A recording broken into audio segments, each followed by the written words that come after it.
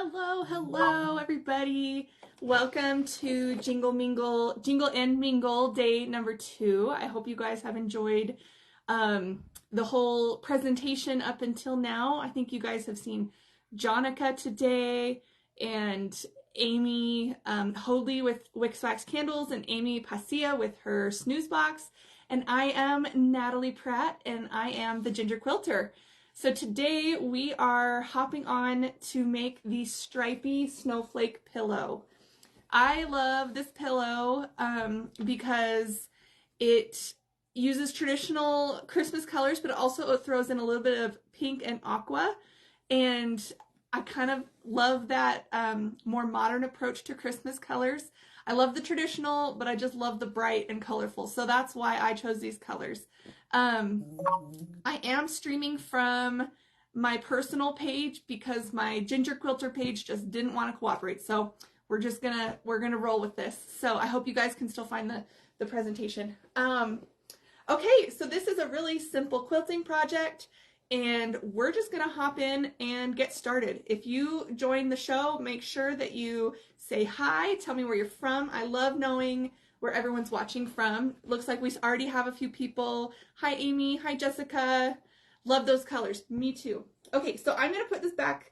Well, yeah, I'm going to put it behind me just for, to get it out of the way. But we can refer to that if we need to. So that's our little sample.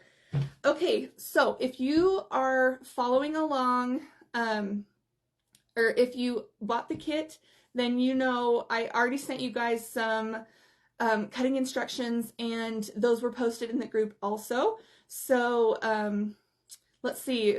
Sorry, I just want to take a chance to say hi to these people. Hi from Georgetown, Texas. Another Ginger Quilter from West Virginia. Glad to hear that. Nebraska, Pennsylvania, Texas, Michigan. I love it. Okay, but we will hop in now. Okay, so what we're going to do is start with our strips. These strips are going to be 2.5 wide up here and 12.5 long.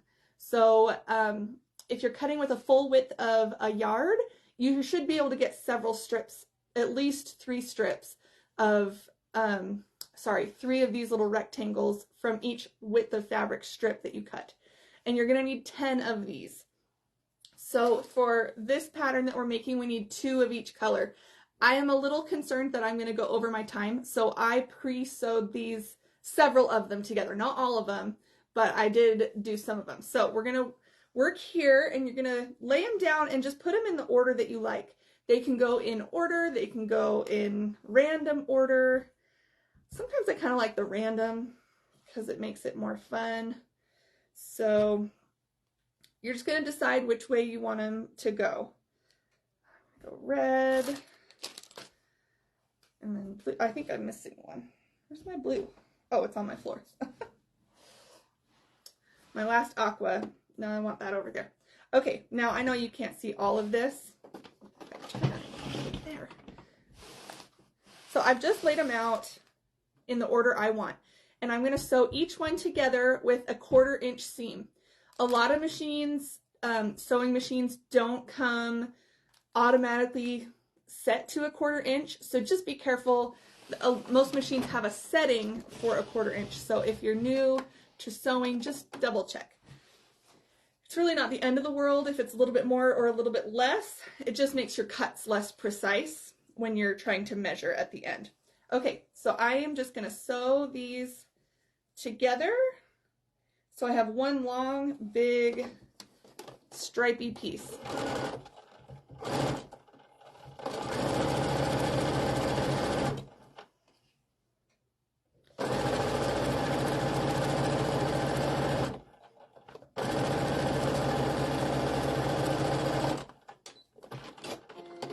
Okay, see how that was? Ta-da! We added a pink on. So now I'm going to sew these 2 together and go from there. And sometimes when you do this, your machine becomes unthreaded, like mine just did. So I gotta hurry and thread that real quick before I start sewing again.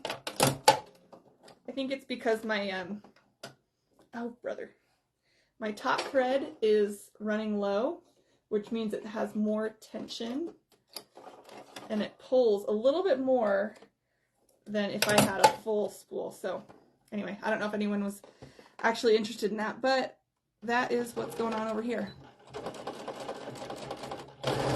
But we're up and running again, don't you worry.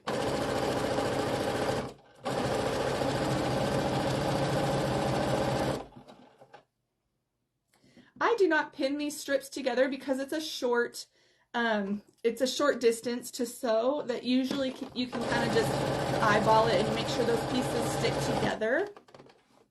But if you are a very precise quilter, and some people really are, then you can pin these together. And I'll show you how I would pin them.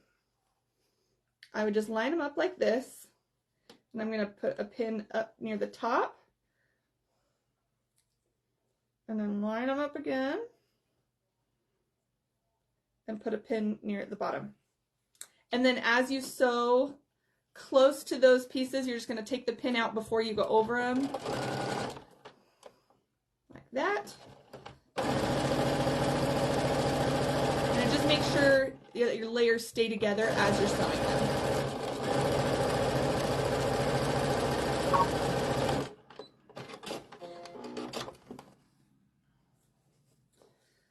I am more of a make sure you're having a fun time quilter, not so much of a hard-nosed, precise quilter. I mean, I like my seams to line up. Let's be honest, but I try not to make quilting stressful or unnecessarily hard. So I don't pin my seams most of the time. I do sometimes.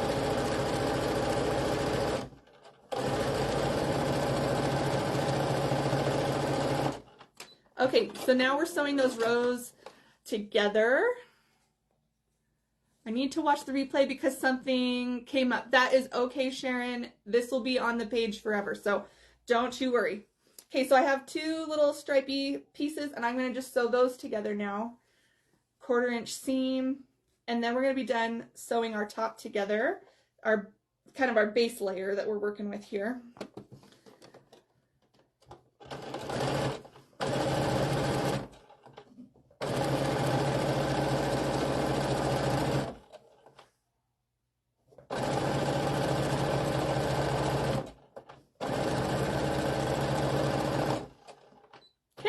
Here we go.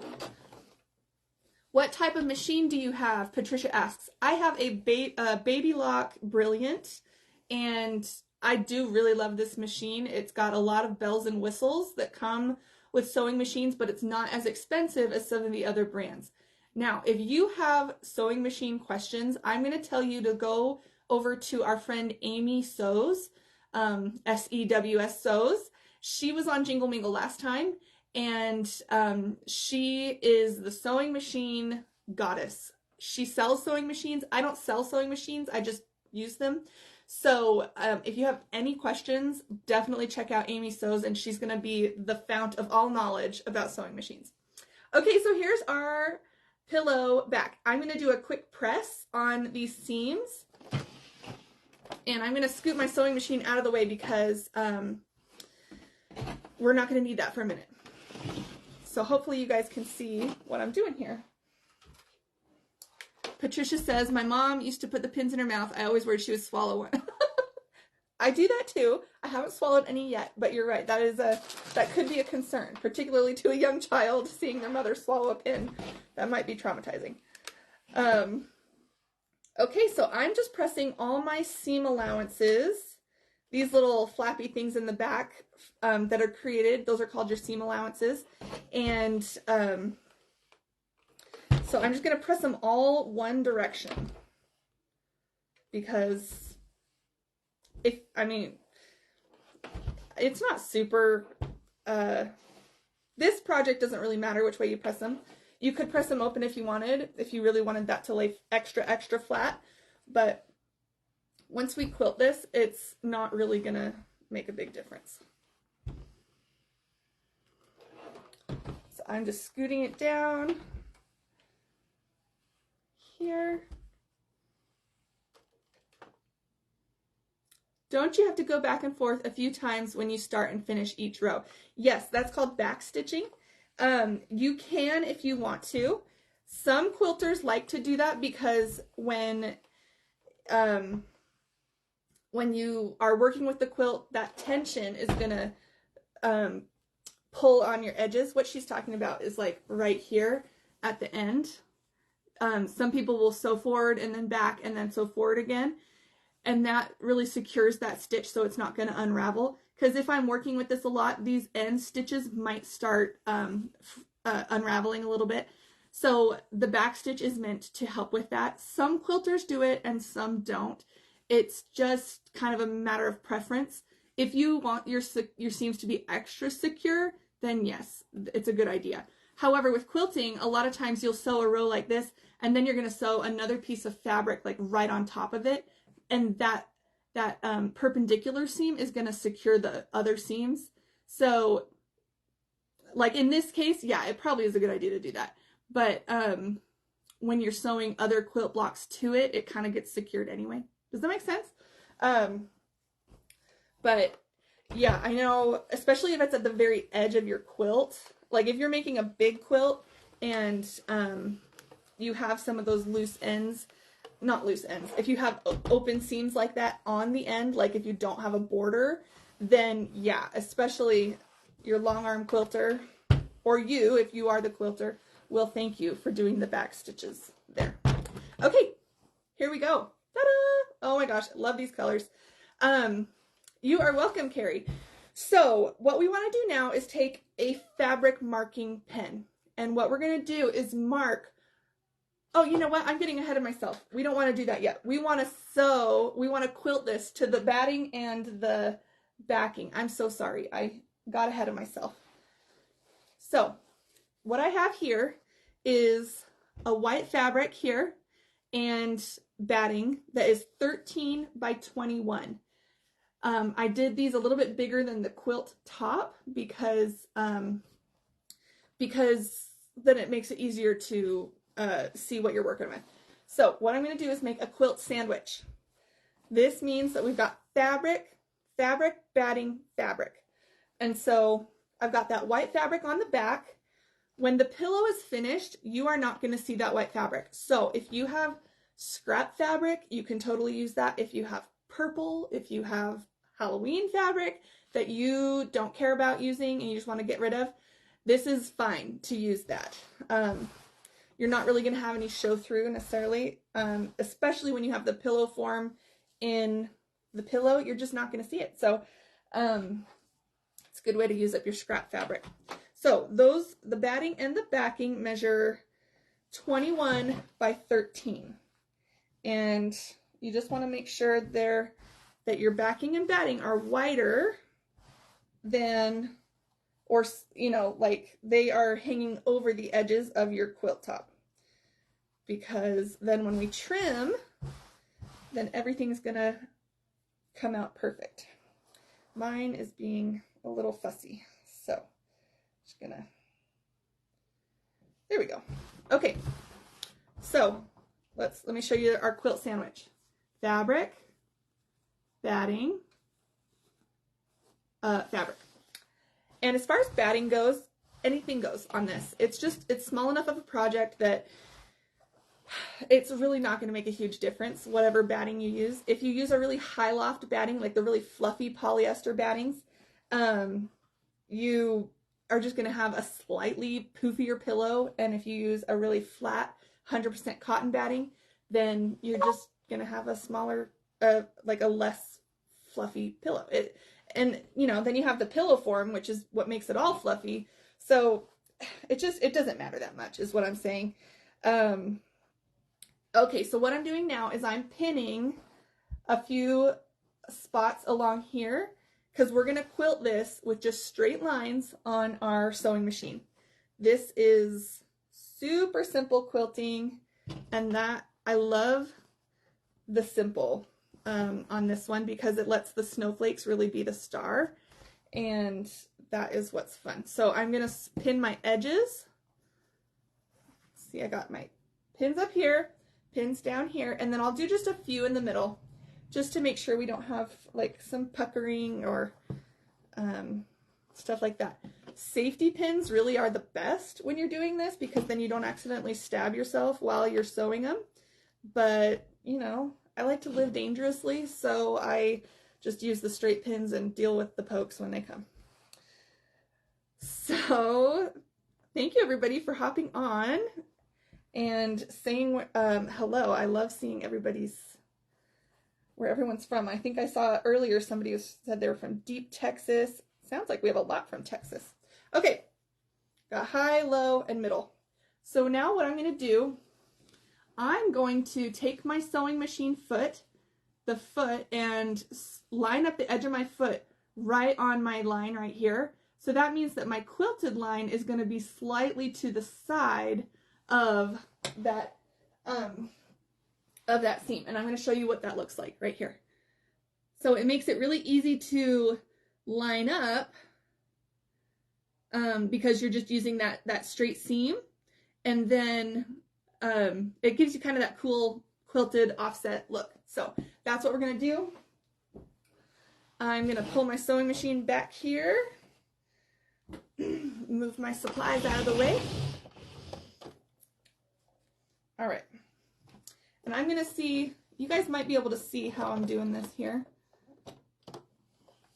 So I'm lining up my, I'll scoot down, lining up the edge of my foot right here on the line, so my seam will be just slightly off to the side. Okay, here we go. Oh, I pushed a button that I wasn't supposed to push. And that's why I like digital machines, because if you mess up a setting, you just turn it off and turn it back on, and then everything goes back to normal.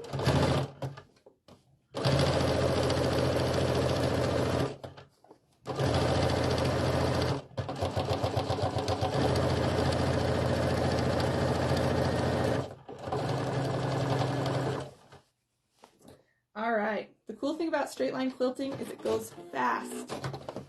Fast, fast, fast. So there was one row.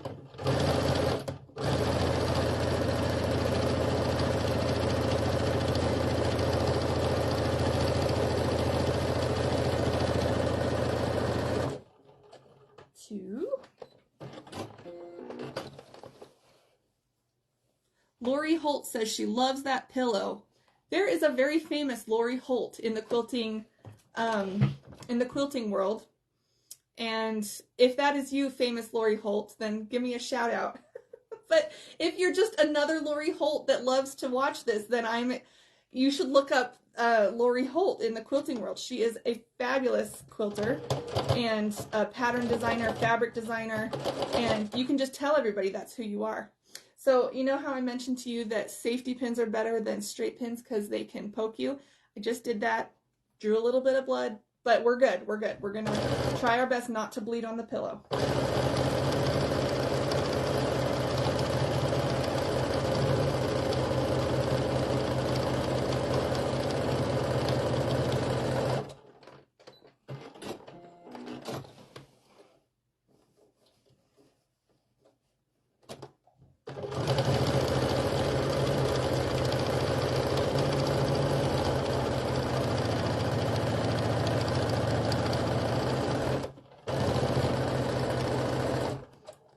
Okay, so we are like, I don't know, a third of the way done with our quilting. We're doing good. Let me show you where we're at here. See how we just sew that straight line? It's so easy. It's so simple. Anybody can do this. If you can sew a straight line, you can make a quilt. You can make a quilted pillow. That's what I love about quilting. It's just a series of straight lines. And every once in a while you get like a curved line. But I've been quilting for like close to a decade at this point. And I've done one curved line quilt ever. And I've made a lot of quilts, and that just goes to show you how far a straight line can really take you. It can get you a lot.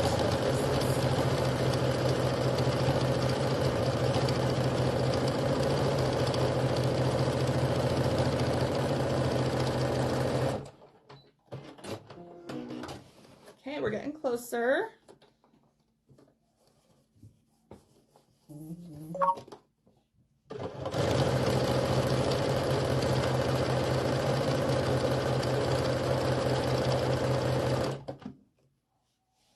I have not bled on the pillow yet, so that's good.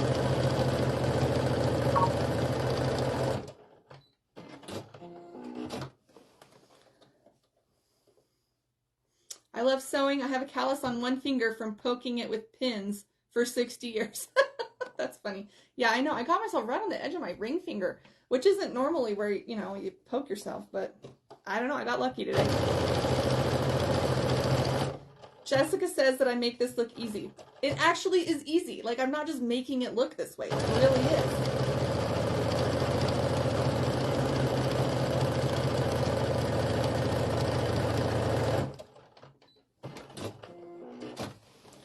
Okay, we're on our last one here. Our last seam. Now we're going to trim.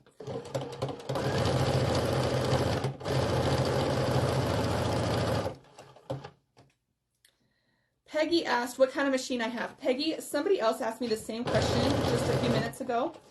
And let me finish this seam and then answer you, because I don't know if you can hear me over the sound of my machine. So hang on 1 second.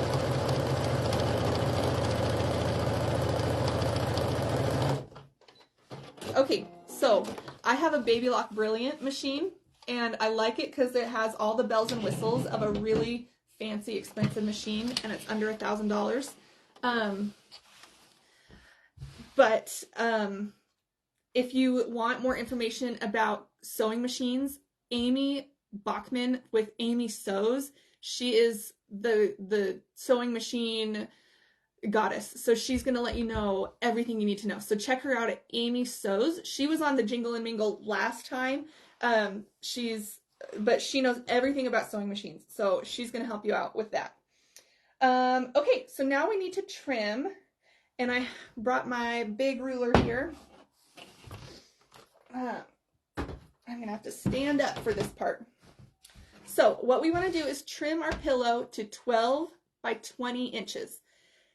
Now, this is a little bit longer than 20 inches, and so we just want to make sure that we're trimming evenly on both ends, so that we're not off center in the middle, because we need that middle seam to still be the center. See that this green stripe is slightly smaller than the pink one? That's because I trimmed evenly on both sides. So I'm going to stand up and get my tools here. Okay, so what I use is just this quilter straight edge, and it's like 6 by 24 inches. This thing is, I use this every single day. And a rotary cutter, and then my cutting mat. That's it. Okay, so I wonder if my head's going to be out of the frame in this. Sorry. I'll, can't really scoot that anymore. Okay, so what I'm going to do is lift this up. Maybe I can, tip you a little. Okay, so I got my mat, and what I want to do, I have a big center seam, center line. If you guys can see this big red line right here, I'm going to line up my center seam right here. So that's my pink and my green. These two right here, that's the center. So I want to make sure that that seam, that original seam, not my quilted seam, is right lined up there with that line.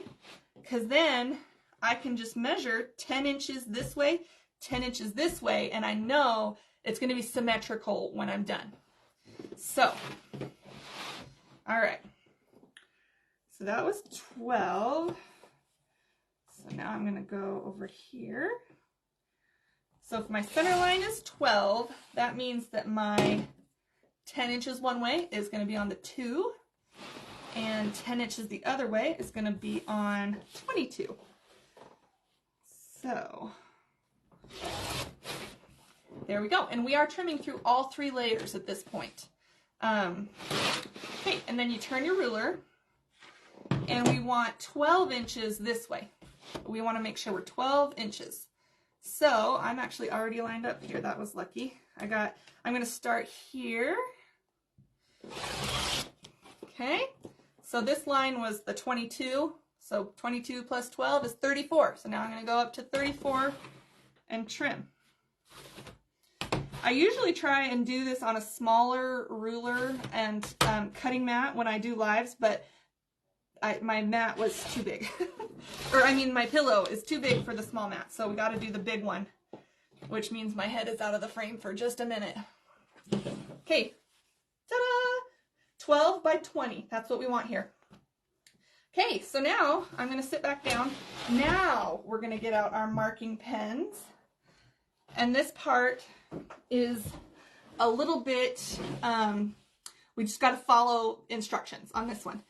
So you're still going to want a measuring tool here. And we want to mark that center seam. Remember our green and pink, my green and pink are the center. So I'm just going to mark that as my center. I'm going to use my straight edge ruler and just mark that top to bottom. This is a heat soluble pen, and so when I iron this, the markings are going to disappear. You can use water soluble pens, which means when you spray it with water it disappears. Don't use just a straight up pen because you're going to mark on your pretty pillow and then that'll be sad and you won't be able to erase it. So question came, is your cutting ruler skid free? Mine is not. You can get some that have like grippies on the bottom, and those are great. I just don't have one. I don't really have a reason why. I just don't have that one. So maybe someday I'll get one. That would be great. Okay, so from one edge here, we're going to mark our vertical markings first. We want to go 3.5 inches this way in from the end, which means I'm going to measure 3.5 in, and I'm going to make a little dot right there. And then I'm going to draw that vertical line. And what's nice is you can kind of follow the vertical lines of your seams to make sure that you're really vertical. That one I was a little bit off on that one. So, okay, we're going to flip it around and do it again. I'm going to find 3.5 inches from this side, 3.5, make a little dot, and then flip it and draw that vertical line. Okay, perfect. Now we're going to do the exact same thing, but we're going to flip it and mark the center that goes horizontal on our pillow. So, are all the measurements in the guide in the group? Jenny asked. Yes, I uploaded those yesterday. So if you haven't checked my guide yet, I'm guide number 7, and this is on the cutting instructions guide. I even have a little drawn diagram with all this here so that you can catch these measurements, because you might not catch them when I'm saying them, you know. Okay, so we're going to remember this short end of our pillow is 12 inches. We're going to mark 6 inches here. So we want to make sure that we find our 6 inches in, make a dot, and then using that dot, we're going to draw that horizontal line. And actually my ruler is 6 inches wide. I should have just done that. Wasn't thinking. That's all right. Okay, so let me show you this so far. We have our center right here. We have, sorry, wrestling the pillow, 3.5 inches in here, 3.5 inches in here, and then our horizontal seam at this point. Okay, so each intersection that we have an intersection here, here, and here. Those are going to be the center of our snowflakes. Now we just need to draw the diagonal lines on our snowflakes. I just want to see how we're doing on time here. Okay, we're doing good. We're going to draw the diagonal seams on our snowflakes. And I use this same ruler, and I'll show you how I do it. If you see, there are these like sunburst style lines here. One of those, let's see if I can get rid of the glare, is 45 degrees. Yep, right there. So what I do is I line up the seam that I've already made with this line right here, and that makes my straight edge at a 45-degree angle that I can mark from, okay? So, I wonder if you guys can see this very well. What if I tip this Oh, no, I can't tip that anymore. Okay, that's all right. So right here, I have my center. So I'm going to take my 45, running out of room here. Okay, I got my 45-degree line lined up right here with a line I've already drawn. Okay, and now we're going to draw the diagonal line from the straight edge of my ruler. This straight edge, this diagonal line, I want it to be 2.5 inches long each direction from the center. So a total of 5 inches I'm going to mark, but we're just going to go 2.5 inches each direction. So I'm going to go 2.5 inches here, 2.5 inches here. Okay? And that leaves me with that line right there. Now I'm going to repeat that going the opposite direction, which means I line up my 45-degree line with my already drawn line that's straight, and that means that the edge of my ruler will be at 45 degrees.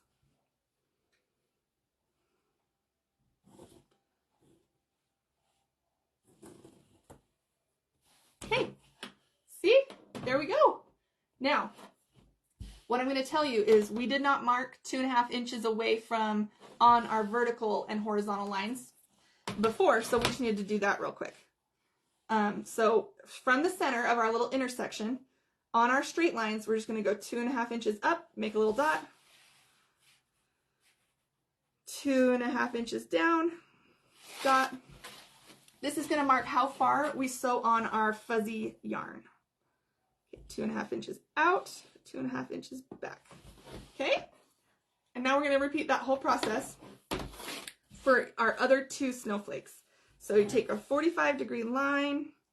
Almost any straight edge ruler that you get is going to have these 45-degree markings on them. So you could also use a compass. You could use your eyeballs and just eyeball it. So this is like not an exact, it doesn't have to be quite as technical as I'm making it. You know, you can just eyeball it, whatever you want to do. I totally forgot what I was doing there for a second. Okay.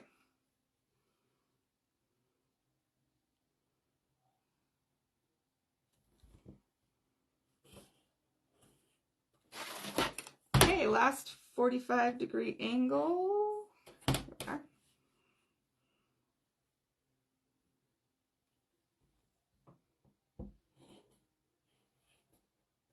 Okay, and now I just need to mark my 2.5 inches away from center on my vertical and horizontal ones. And then we'll have our snowflakes mapped out fully. And we can get started on the fun part.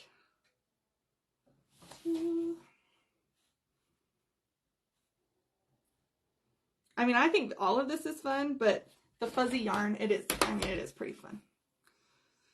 Okay.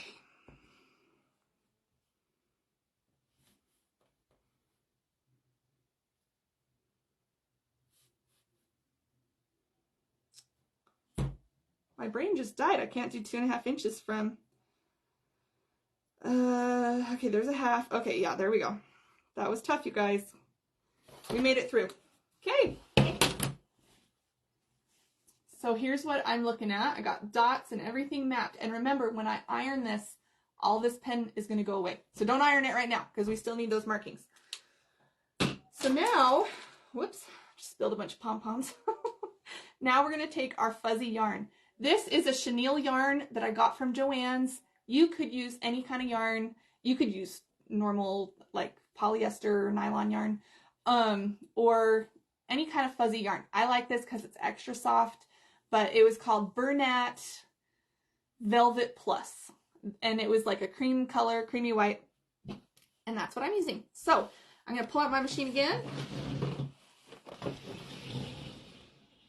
That way you guys can kind of see that. All right.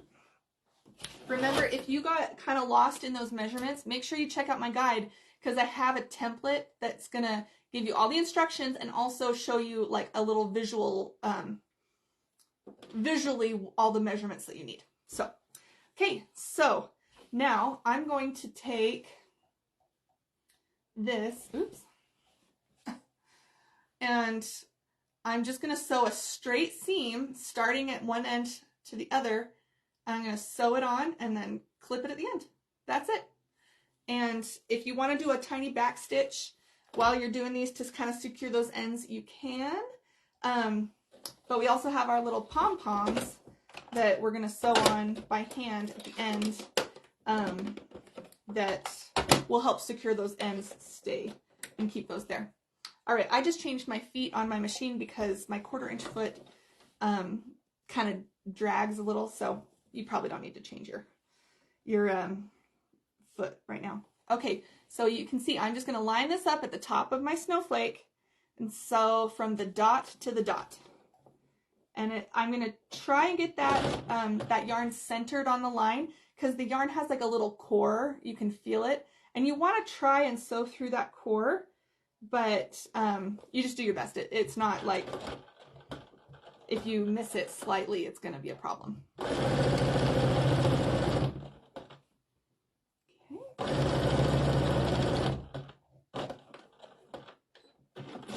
All right, gotta get my scissors. Okay, so you guys see I sewed that down and now I got my little loose end right here. I'm going to trim that. Oops. There we go. We got one line of our snowflake. Now we just rinse and repeat. Hello, hello. Love learning how to use this ruler. Oh, I'm so glad, Patricia. And hello from New York. Ooh, East Coast. That's so fun. My sister married a guy from upstate New York. So I got to go up there once for their wedding reception when I was really young. And it's gorgeous. I bet right now it's like stunning.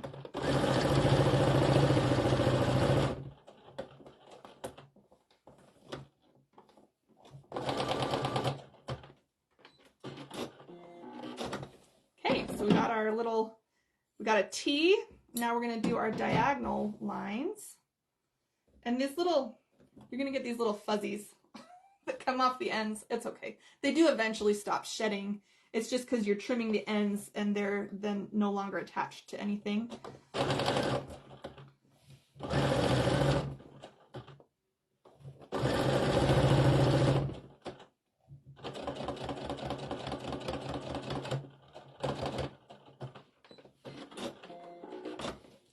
Oh, I kind of missed the end there. I gotta go back.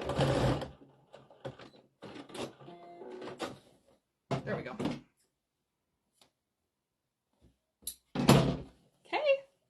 Looking so good.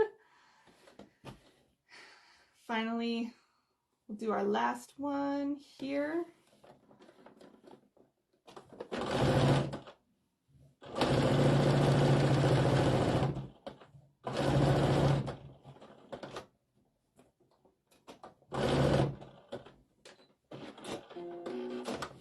Okay. We're going to trim that. There is our cute snowflake. Now, you can kind of fluff it however you want. If you don't like how the fluff is laying. All right, we're doing good. We're doing good on time. I was so worried. Okay. Gotta find the end of my yarn here. Now we're gonna repeat that again for our next one and do it 2 more times. Now this technique of just sewing the yarn on is called couching. Sewing yarn onto fabric.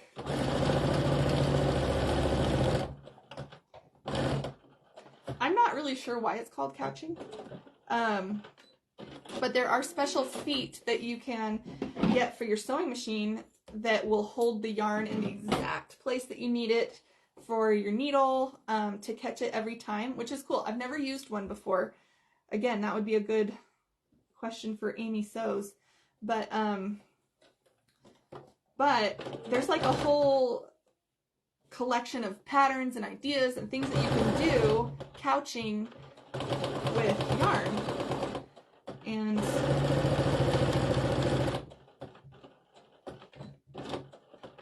behind me, I'll show you guys that pillow in a little bit, is another one that I did with a different kind of yarn.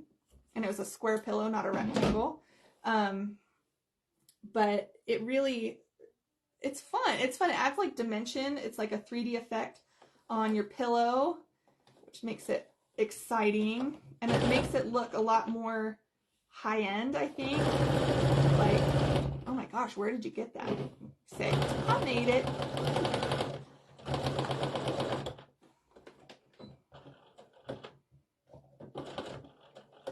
I know as hand makers and crafters, we love that handmade look, but isn't it such a compliment if like somebody would say, where did you buy that? Like, I didn't buy it, I made it, and it was so good that I fooled you. Because if they ask you that, that means that they really like it, right? If somebody asks you, where did you buy that?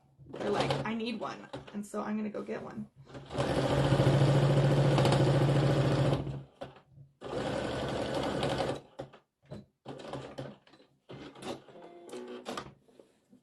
Miss Tracy says that she uses couching for hand stitching. I did not know that. That's so cool. This pillow would be so cute displayed with snowmen. Oh, it so would. I don't have any snowmen. Actually, I'm in the middle of making a snowman. I can show you. He's halfway done. He has no face, but his arms kind of go blah, blah, blah, blah, which I like. So he's almost a snowman, and he will be very cute with this too. You're right. All right. We're on our last one. Home stretch.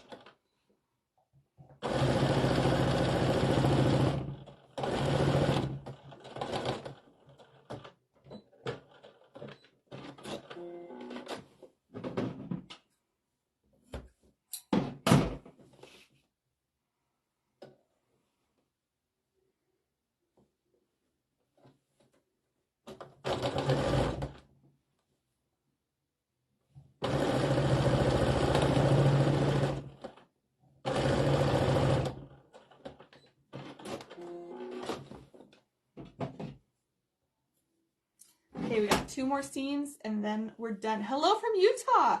Jackie, I'm from Utah. I'm in Utah right now. That's awesome. I haven't seen any other Utah people here yet. I'm in Utah Valley, so if you're in Utah Valley too, then we're buddies.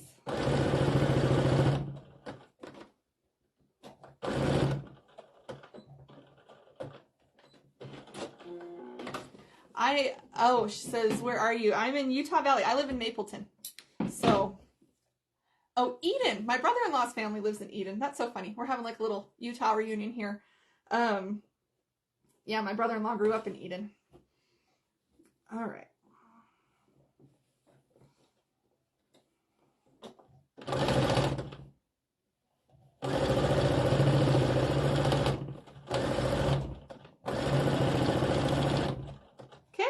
Here we go. Pam says the pillows match the colors on my wall calendars. Oh, they kind of do. Oh, I like that. I totally planned it. No, I didn't. Okay, so now we have a very fluffy snowflake pillow. You could stop here if you just like this kind of style, but now we have pom-poms to sew on. I'm just going to show you briefly how to sew those on. I don't think we're going to go through all 24 points and do that because we are short on time. But yeah, okay. So I used these 3/4 0.75 inch pom-poms. And I just got them at the craft store, Hobby Lobby, Joann's, anyone. And they're really fun. So I'm going to show you how I sewed those on. You could glue these on. You could get like a fabric glue. You could hot glue. Hot glue would probably fall off, but if it's like going in a place that's never ever going to get touched, then I guess you could do that. That would be great. I, on the other hand, have children that are going to touch everything in the world. Okay, so I'm going to get a needle and thread, just a hand needle. Oh, that is not good thread. No, we're not using that thread. We're going to use this thread off my machine.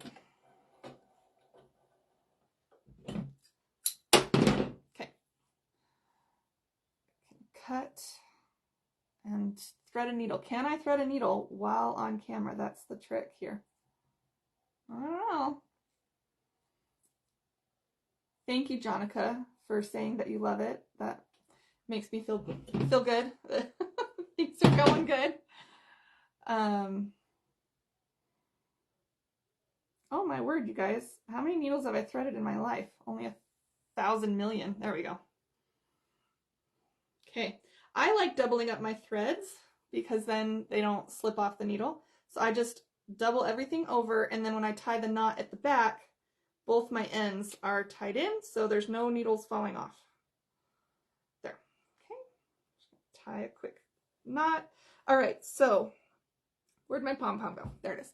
So what I figured out when I was doing this the first time, you just got to go straight up through the pom-pom. There's like a little core in that pom-pom, and it will attach better. Oh wait, don't go through the pom-pom yet. We got to put our needle through our fabric. Okay, so pick a point that we're going to go through, and you're just going to go through the end right here. Okay, so go up through there, then go through the pom-pom core.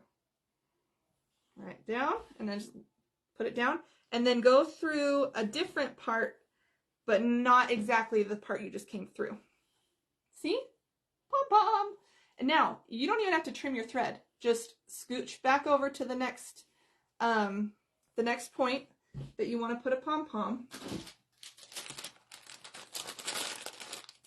Take another pom-pom, go straight up through that little core. These ones are softer than the ones I used the first time. And go right back down, and you're secured. And you're going to repeat that for your whole circle of, well, your whole snowflake. It's not a circle, but the whole radius, circumference, that's what I was going for, of your pillow. Circumference of your snowflake, not your pillow. See, this is what happens when I talk when I'm concentrating. Okay, and if one of them, when you pull it tight and one of them's kind of off to the side and you don't like that, just go back up through, ouch, poke myself again. Go back up through, and you can kind of reposition it and just tack it down where you do want it. Okay, and then you'll just tie a little knot in the back to secure that thread. I didn't go all the way through my whole snowflake because I got to show you guys how to do the back real quick of your pillow. Okay, so let me show you that. Put my stray pom-poms away. So there you go, you got pom-poms on those 4 right there, and it'll just take you a few minutes to do the whole thing. Okay, now finally, we got to do our pillow back. Now I'm using this fabric right here, and I've cut it to be 12 inches tall because that's how it's going to line up on my pillow, and then 13.5 inches wide. And the reason I did that is so that we can get this overlapping pillow effect when it's put on my pillow. I'll show you that. So my pillow back, I have 2 pieces here. That's how I put my pillow form in there because they overlap slightly. So what I want to do is finish this edge just by turning that over and sewing it so we don't have raw fabric there, just on one edge, and then sewing it on. Okay, we're gonna do this like the wind because we do not want to go into Jessica's presentation time. Up next after me is Jessica Hefke. She is the owner of Act Live Life, and she's going to show you guys how to make some delicious overnight oats. Okay, so what we want to do, yeah, that's the direction I want my fabric. I'm just going to turn this under, and I'm going to do this with an iron, but you're going to turn it under once, like not very much, like that much. And you can measure this if you want. You don't actually have to measure it. And then you're going to turn it over again twice so you get a finished seam, and then we're going to sew through that to secure it and do that on both sides of our pillow. Now, I'm trying to do this a little bit quick, so I'm not going to press it.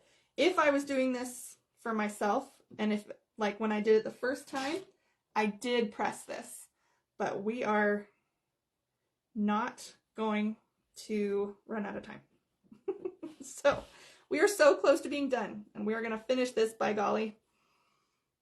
Okay, so instead of pressing, I'm just going to use some pins and make sure I get through there. Okay, so now I'm going to sew that real quick. Whew. Oh, remember how I used that thread for my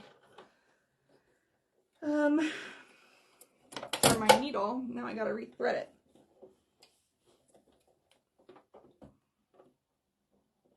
Happens when you're in a time crunch. Everything comes apart. All right, now we're good to go.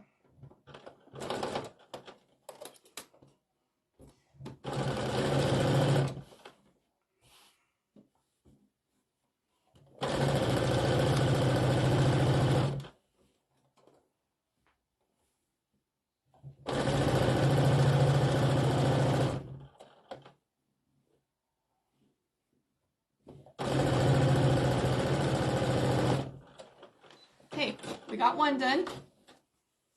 Dun, da, da. Now, because this is going to overlap this way on our pillow, so now we want to make sure that we get the fabric going the same way, and we're going to finish this end now.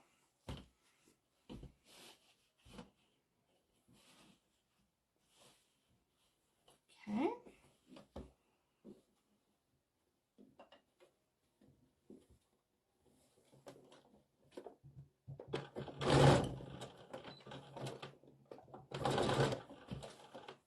Okay, we're living wild and loose here.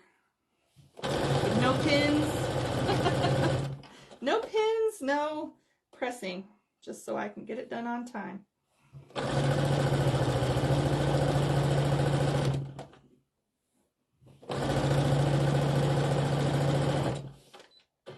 All right, now we're done finishing those edges of our pillow back, so we can sew these on.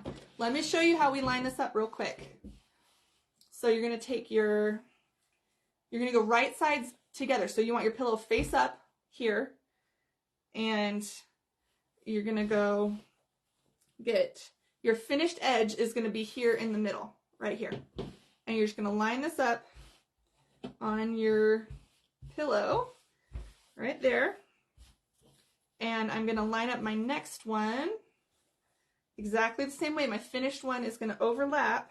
My finished edge is going to overlap right here. We're going to press this, and we're going to pin that in place, because this is, we do want this to be nice and secure around the edges.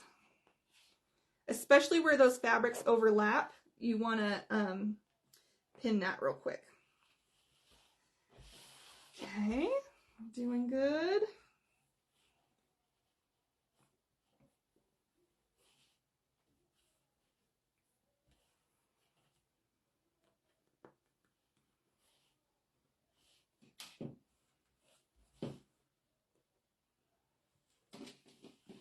Okay, here's my last pin. 5 minutes. We're going to do this. We're going to be good. Got to remember that way to do pillow covers. Do you usually use zippers? You could use a zipper for this too. Zippers intimidate a lot of people, and so I don't want to scare anybody away here. So the overlap is the easiest way for me to do it, but zippers can look so nice on a pillow. They look so like high end and finished when you use a zipper. Okay, so now we're going to go around our edge. You know what? I need to sew the other way. I was going to have this side up, but I need this side up so that I don't sew over my pins. Because I don't want to break a pin and break my machine.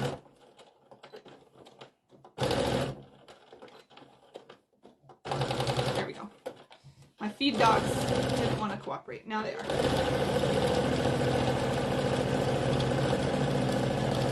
We're sewing around the entire outside of the pillow, okay? Don't worry about leaving any gaps for turning, because that's what your overlapping fabrics have left for you.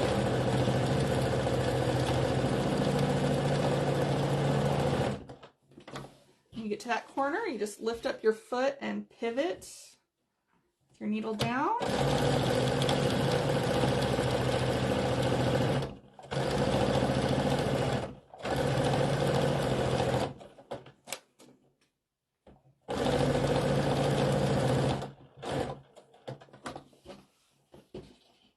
sewing like the wind here.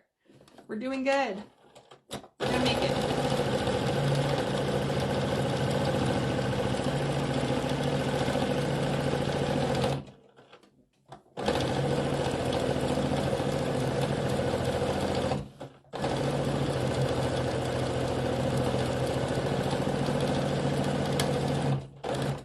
Okay, we got one last edge to go, and then we're gonna flip it and see our awesome work.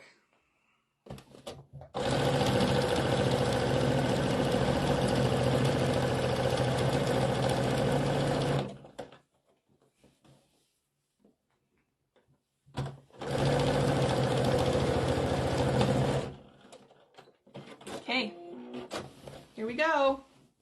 Make sure you take out all the pins. And one thing you can do is at these corners, you can snip them just a little. It does help the pillow corners poke out a little bit better. But flip it right side out. Ta-da! Oh my gosh. And now what I'm going to do is go back in and finish sewing on those pom-poms, since we didn't get a chance to do all of them live here, but that'll take me like 10 minutes at the most. Okay, so you poke out your pillow, your corners, and there's your backing. What do you guys think? Let's see, I love this class. I'm going to dust up my brother and give it a try. Oh, that makes my heart so happy. It's been great. Do you create a pillow cover slightly smaller than the inserts or the same size? I do mine slightly smaller because then they get nice and filled out. So this is a 12 by 20 inch pillow form and a 12 by 20 inch pillow. And I cut this pillow to 12 by 20 inches so that when my seams were, you know, you lose a little bit to your seam allowances. So it is slightly smaller than 12 by 20. So, okay. Thank you so much, everybody, for tuning in.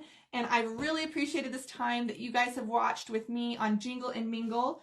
If you are a sewer or you're interested in becoming more of a sewer, go check out my website. It's gingerquilterbox.com. You can still get kits for this pillow.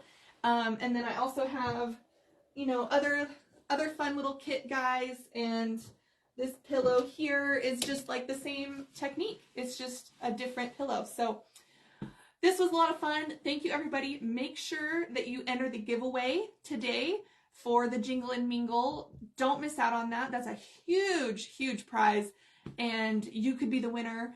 Also, make sure you watch Jessica Hefke. She's up next with Act, Live, Life, and she's going to show you guys how to make some overnight oats, and that'll totally be worth watching. So, thank you again for tuning in. We'll talk to you guys soon.